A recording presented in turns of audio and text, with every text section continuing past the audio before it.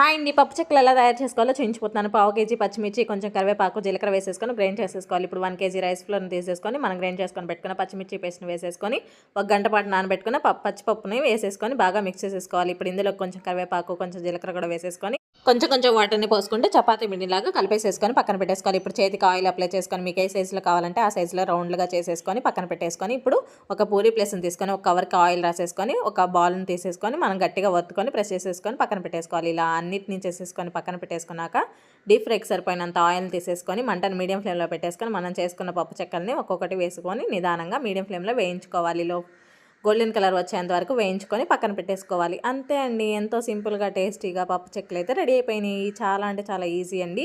Full video కావాలంటే కింద description బాక్స్లో అయితే ఇస్తాను. చాలా క్లియర్గా ఉంటుంది ఆ వీడియో, ఒకసారి వెళ్ళి చెక్ చేయండి. ఈ వీడియో కనుక మీకు నచ్చితే please like, share and subscribe to my channel. Thank you for watching. Bye bye.